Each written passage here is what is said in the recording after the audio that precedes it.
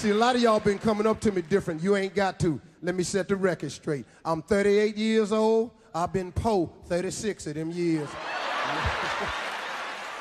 I ain't lying. I just got some money, summer before last. I'm so glad to have money, I don't know what to do. That po was wearing my ass out. Huh? You ever just get tired of being po? You ever just wake up sometime in the morning and just go,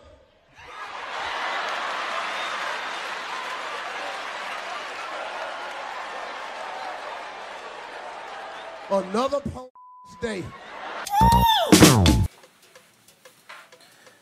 What's going on, everybody? Welcome to another episode of Tunji's podcast. I'm your host, Tunji Taylor Lewis.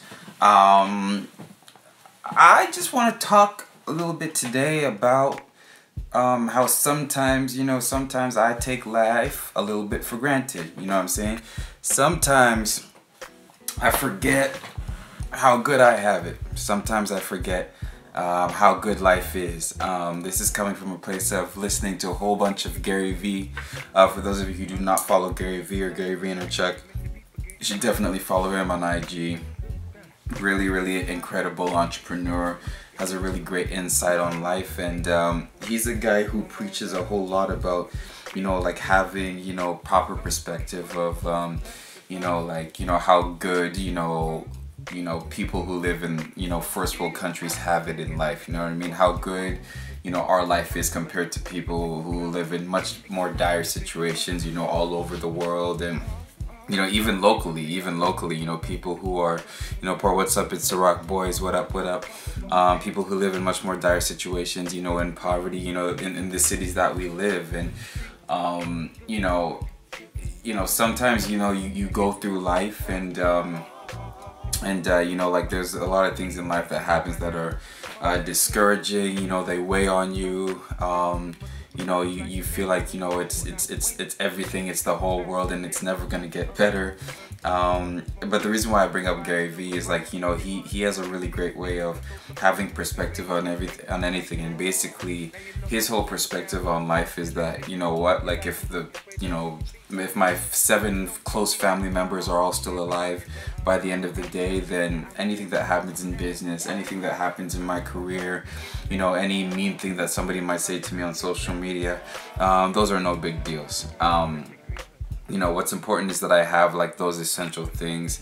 I have a roof over my head, I live a 1% life, that sort of thing. And for those of you who have listened to my previous podcast, I have talked a little bit about how I've been feeling discouraged about how simply by being a good being a good person or wanting to do the right thing in this industry that I'm in is very hard to come by people who feel the same way and aren't in it for the greed and aren't in it for their own personal gain. You know what I'm saying? Just feeling very discouraged about that. I was feeling very discouraged about the trajectory of my career, wondering if I was good enough to even make it and even achieve the goals that I had in my mind, just because of how messed up this industry can be at times. And definitely while I was in that, I definitely did find myself being oh man, it's never gonna happen. I don't know if I ever want to do it. Oh, excuse me, sorry. A long day. Anyways, I definitely found myself for the first time thinking to myself man, I don't even know if I want to keep going, if this is how it's gonna be, all this stuff. And in that moment, it's okay to be discouraged. It's okay to go through those things and process it. But I definitely, more so than I ever have before, I feel just completely lost perspective. One thing that I always go back to when I think about the difficulties that I face in the entertainment industry is I think about the black people from the 40s, 50s, and 60s who were doing their thing back in the day, and just the unbelievable amounts of racism, overt racism that they had to deal with. It's not the very subtle stuff, the under the rug stuff it's not always easy to catch stuff. It was right in your face. No, nigga, you cannot stay in this hotel. You can't even go in the green room. You have to like go. Your green room is a closet, and then you go on stage, and then when you leave the stage, you go through the back door. You don't go through the front door, nigger, because you're a nigger. That's not something that I've ever had to deal with. It's not something that I will ever have to deal with.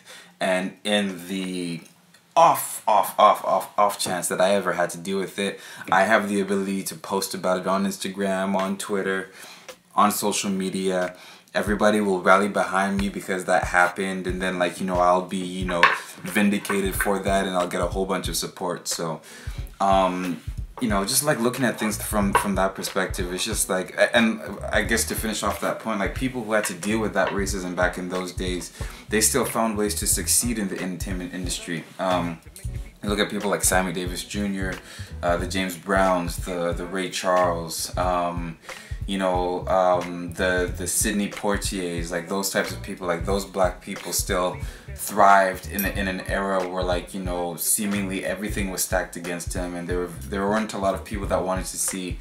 There weren't a lot of white executives in Hollywood who wanted to see black people succeed, and yet still they did it.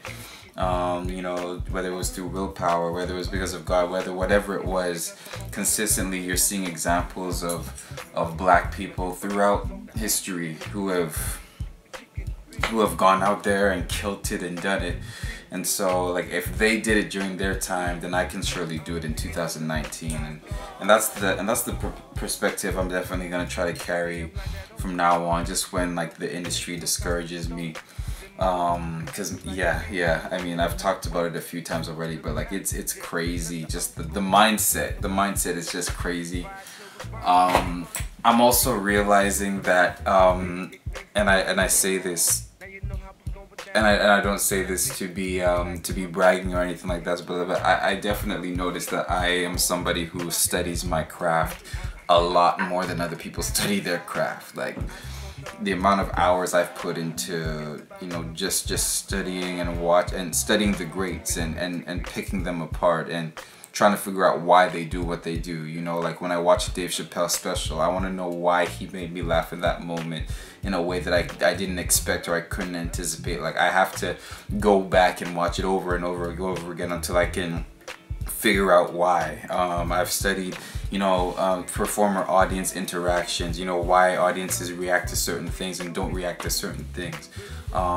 You know, putting up like a lot of content on social media, figuring out what works, what doesn't. That's like, you know, I've done like so much study over the past 4 or 5 years in my craft, and in doing that, that's become the most important thing to me, is being excellent in my craft. That's the most important thing. And I came into the entertainment industry and I decided to pursue it with this mindset, only to find out that most people are in this thing so that they can get an opportunity, or they're in it for like the potential financial gain or the notoriety or the, you know, like the other stuff that comes with it, but they're not in it to do good work. That was another thing I was discouraged about, because I was like, man, like do people actually care about, you know, like the good deed of putting on a good performance, you know what I mean, and like the money come later, like you know,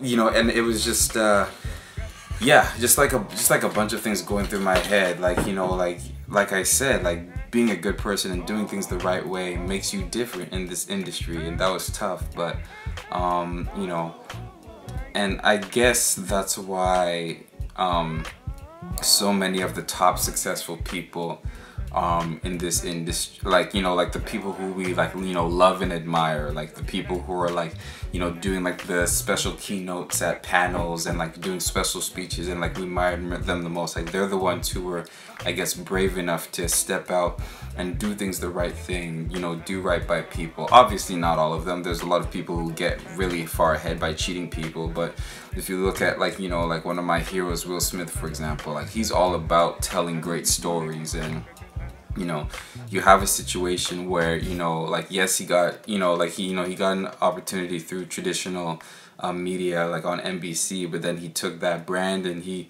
created his own production company, and like he made his own like distribution deals so that he could tell this type of stories that he wanted to tell, and it turned into a really great success for him.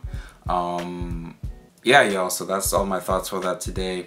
Gonna try to be more grateful, gonna try to make sure I keep, you know, that positive perspective. I have a great now in 2019. Gonna keep pushing. Thanks for listening, thanks for watching. Peace.